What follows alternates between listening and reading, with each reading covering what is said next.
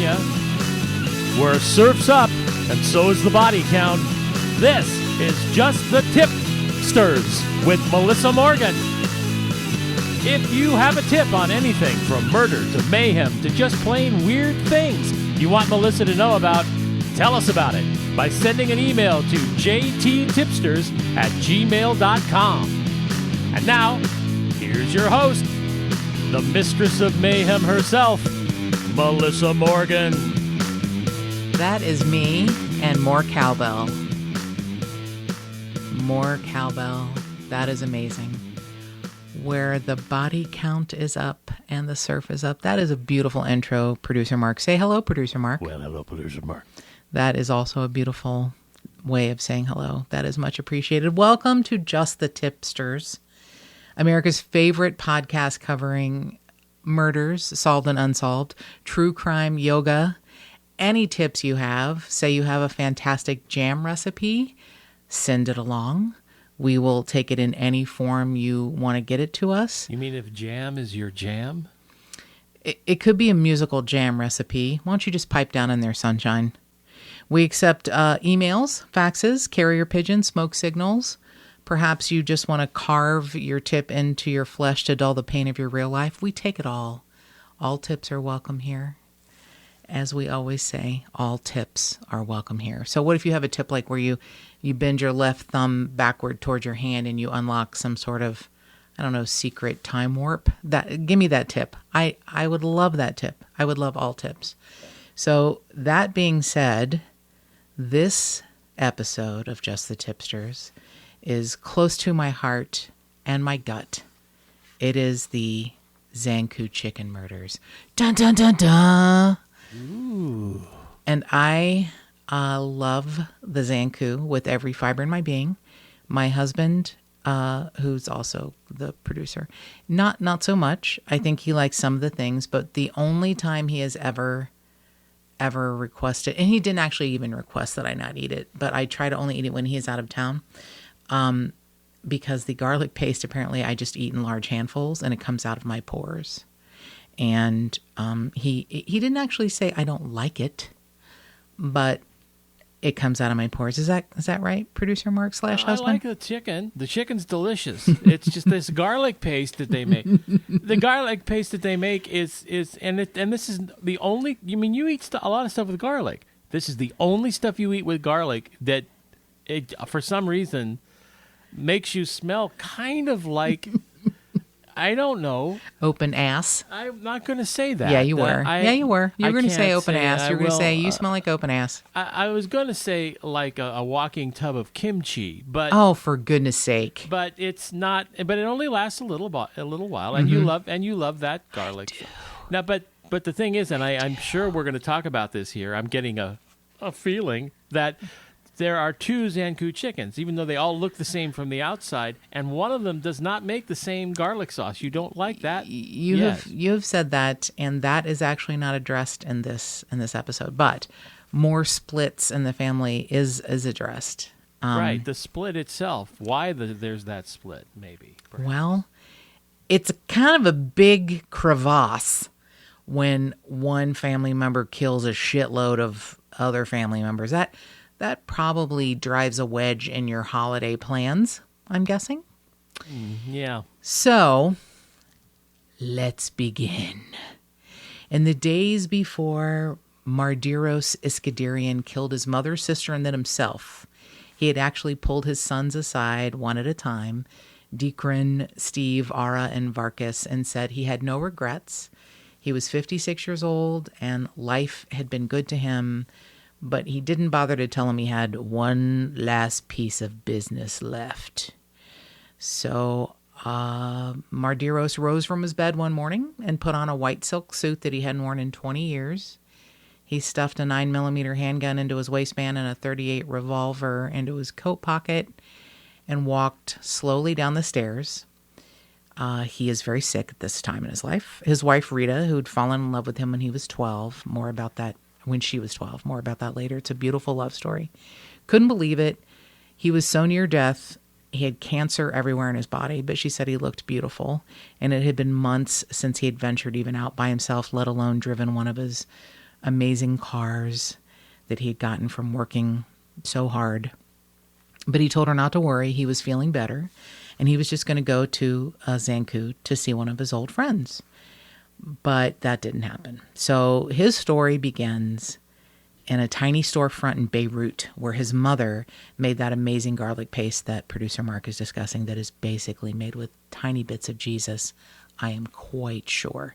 She made it by hand and hand spooned it. And they started this business in Beirut, named after a beautiful river in Armenia, the Zankou River. And he and his family sold their rotisserie chicken out of the smallest of storefronts ever imaginable. There was not even room for tables or chairs. There's just enough room for the roasters for the chicken and the kitchen appliances that Marguerite, the mom, could make that amazing garlic paste. So cars would pull up in an alley alongside the storefront and roll down their window and throw wads of cash at Mardiros's father or his mother or himself and get their chicken and pull away. So they basically invented the first drive-through in Beirut out of necessity more than anything else. How long ago was that? That would have been in the early 70s. Late 60s, early 70s. They had the business for quite a while in Beirut. So Mardiros, when he was 25, he married the girl across the street, and she was 19. Now, she had fallen in love with him when she was 12 and he was 19. And she had grown into this, beautiful woman, and he had dated his share of married women, single women, different religions, different ethnicities. But he settled down with this beautiful Catholic Armenian girl that he'd known since he was young and she was really a child. And everything was really going well until the Civil War in 1975 in Beirut. And the family really wanted to stay there, but in 1979, it came a little too close to home when Mardiros was shot 16 times as a bystander in front of the Zankou storefront. And it was just a real miracle he survived. So the whole family moved, he, his sisters, his mom and dad, and his wife, moved to the U.S., and they looked at starting different businesses. They looked at dry cleaning businesses, and they actually opened one, but it turns out Mardiros had an allergy to the perk that's used by dry cleaners, so they sold that business. They looked at starting a menswear company, but they thought that really wasn't practical. And the entire time Mardiros is noticing there's nowhere in Los Angeles for Middle Eastern people to find the food that they want. So he begs his parents, look, I really want to open a Zankou in America. And they are adamantly against it. They just didn't want any more of the restaurant business. They wanted a different business. They had come with huge amounts of cash because the business was so successful in Beirut, and it's all cash. So finally, in 1983, he pitches his parents one last time. There's a lot of crying. His father threatens to move back to Beirut, but they can see he's pretty adamant. So that is when he opens the first one at the corner of Sunset and Normandy in literally the Shitsville of Hollywood. It couldn't be a worse strip mall. It's awful. It's awful. So I moved. Is it still in that location? It is. The original one is still there. I moved here in 1992, and I lived a couple of blocks, maybe a mile tops from there. Never knew what it was very suspicious of foreign food. I'm from Kentucky, and I did not have guacamole until the age of 27. I'm embarrassed to admit it. Avocados weren't a big deal in Kentucky, and I moved to California, and I could basically eat my body weight in guacamole on a daily basis. I do not, but do not push me because I could.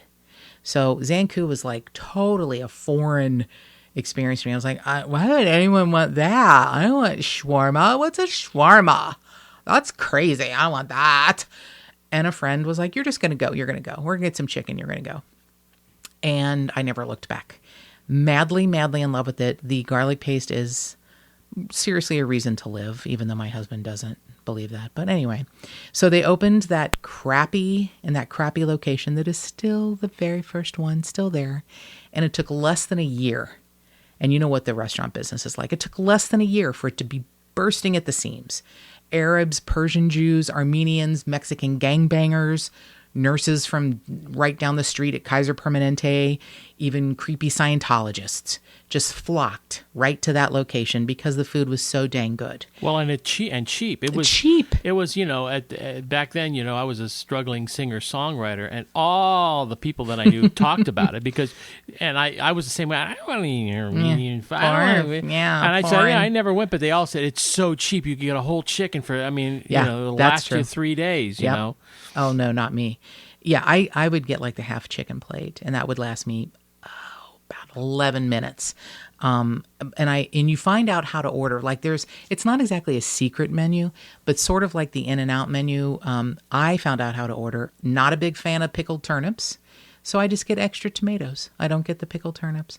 I take the pita, I split it in half. I shove chicken, my beloved garlic paste, and some tomatoes into a pita, and I could just be happy for the rest of my life with that all the time. So yeah, cheap. So here's just some of the, LA is very snotty as far as reviews, but just some of the reviews. The LA Times called it the best roast chicken in town at any price.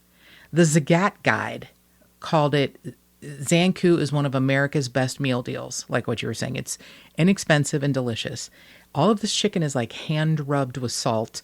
And then there are a few secret ingredients the family will not tell us. And I don't want to know. I want it to be a secret. I don't care if they rub it with like the dead flesh of, bad Armenians. I don't care. It's effing good. And Jonathan Gold, who I know producer Mark worships, called the chicken superb and said that nothing in heaven or earth could compare to that garlic paste. What do you think about that, huh? And I believe it. Jonathan Gold, for those who don't know, is probably the most articulate. He likes stuff I would never eat. He eats all over but he is the most articulate reviewer, a restaurant reviewer I have ever read. He once described a cheeseburger at one place in such glorious detail that I thought I was going to eat my fist as I was reading it. But to have him praise it like that is pretty superb. Big. And said nothing on heaven and earth compared with the garlic paste. And he's right. There is sometimes when there's something so unique, you just, there's just nothing else like it. It is its own original thing coming from another part of the world and branching out here. It's like a beautiful virus. So the parents really fought the expansion. They were just like, no, we need to stay safe and just have one. And in 1991, Mardiros came up with a really good solution. It was a split of sorts. So he would take the Zankou concept and build a chain and open new stores across Southern California. And any new restaurants he opened, success or failure, would belong to him. And in return, he would sign over the stake in that one Hollywood location to his parents and his two sisters. And the split wasn't acrimonious. It wasn't a parting of the family.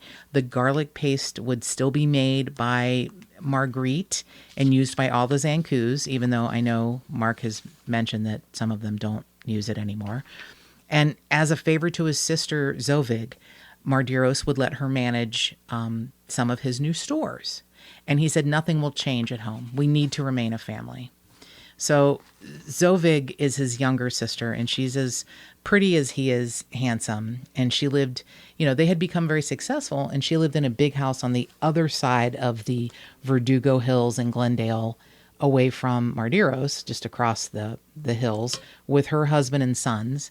And then she managed a couple of Zankous for Mardiros.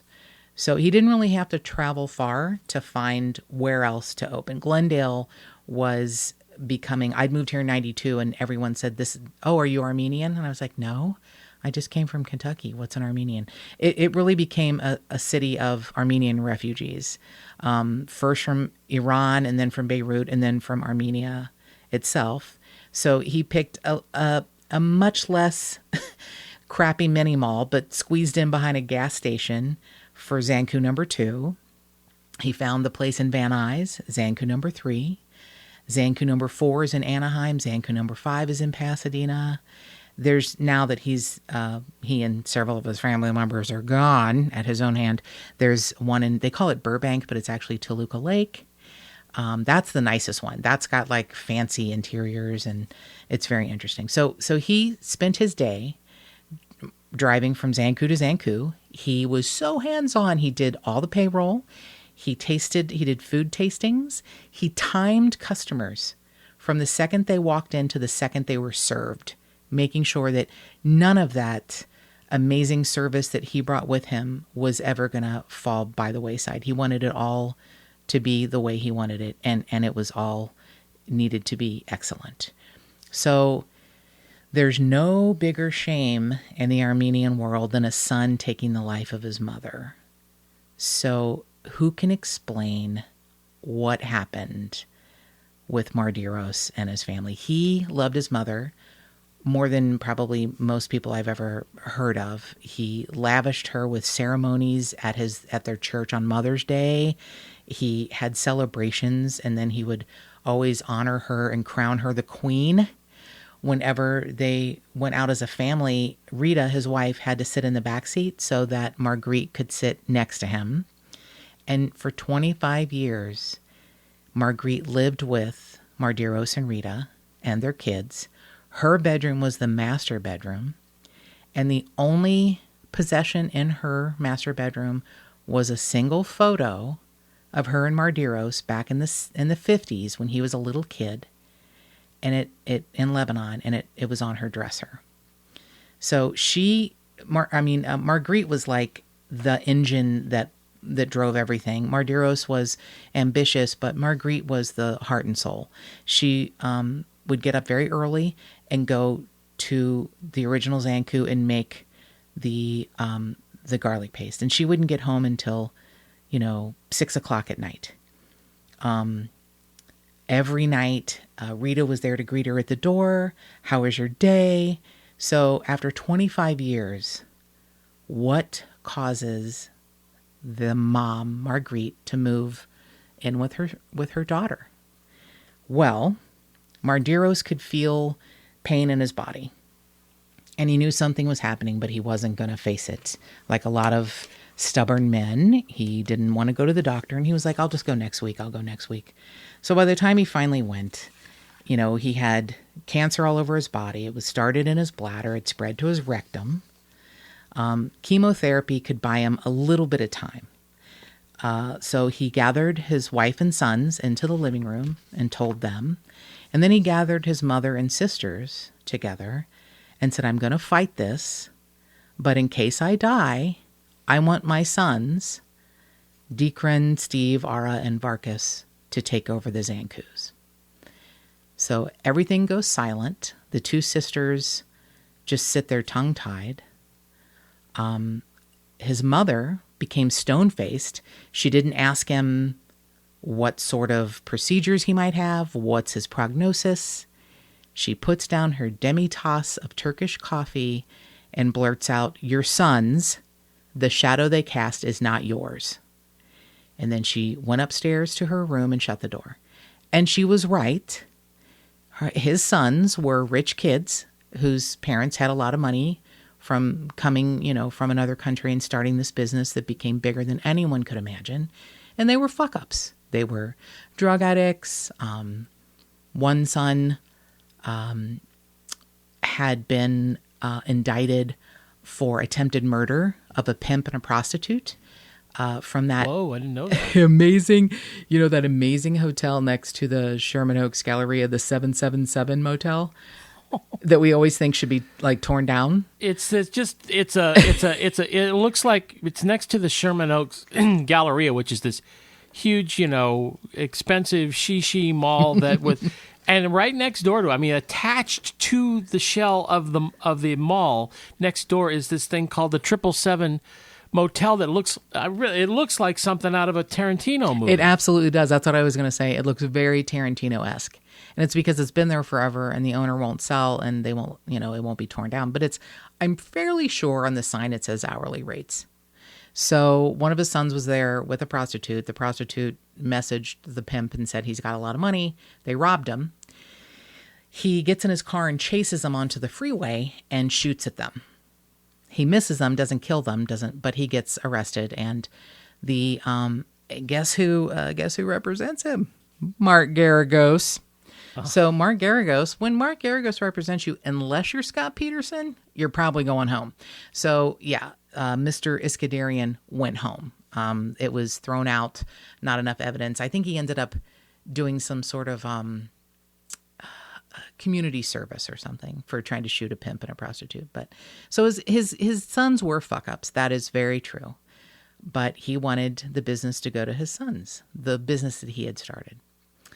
So for a year, Marguerite, the mother, would come home from working at Zankou, pour a glass of water, and go to her room. She wouldn't talk to anyone. She wouldn't answer any questions. She wouldn't even ask how her son was doing. So one day, when Marguerite's at work at Zankou, Mardiros goes into her room and takes the only possession, the picture of the two of them together when he's a child, and cut his part of the picture out and threw it away, and then set her part of the picture on fire. Oh, great. Now, shortly after that, the house catches fire. Mardiros thinks that his mother did it in retaliation.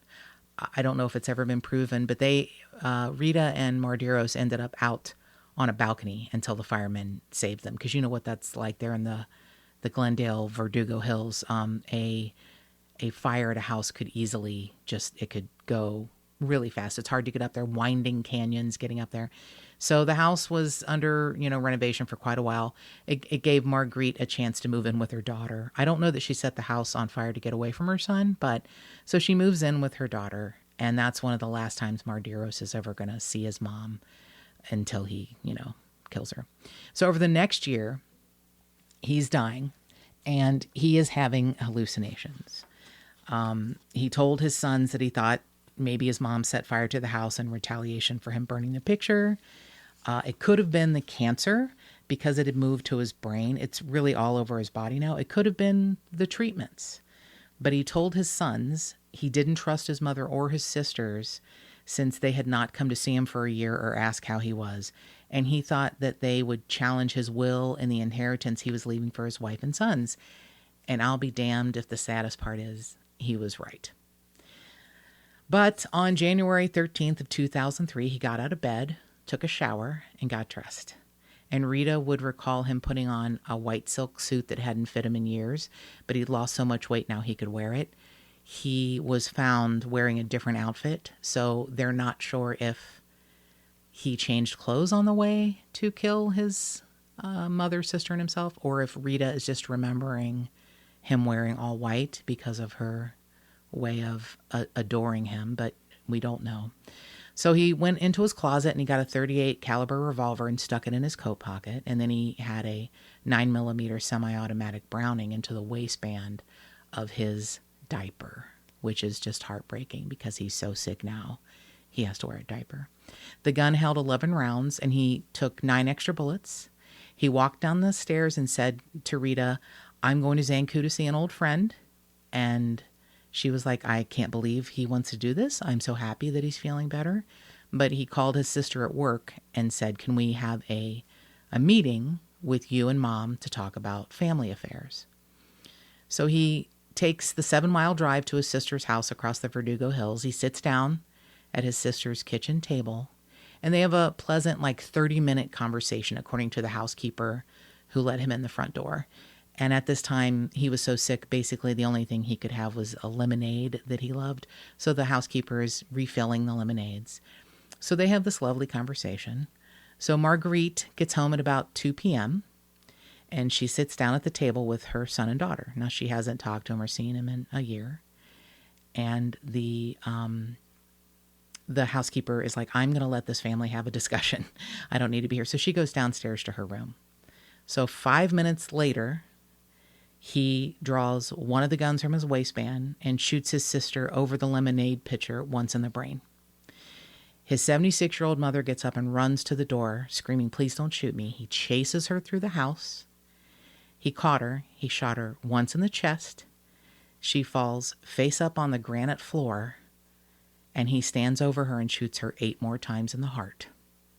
And she died still wearing her Zankou apron. So he looks up and sees on the top of the stairs one of his nephews that he loved as much as he loved his own sons. The family had been so close. And his 23-year-old nephew is staring at him.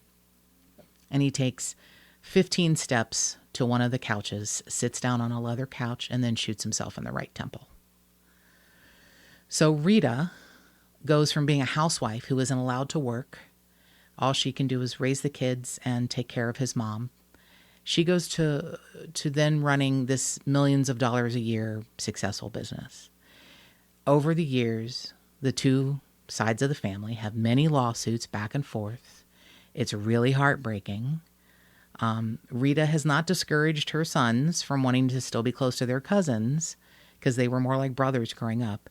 But I have to say, the sister that's still alive and the nephews are pretty crappy. And they're trying to take the business away from Rita and even the two houses she owns. But they have really bad attorneys who don't file paperwork in time, so their cases keep getting dismissed. So what's the division? Is it still just the one store, the original store, that's owned by the one side and the rest by the other?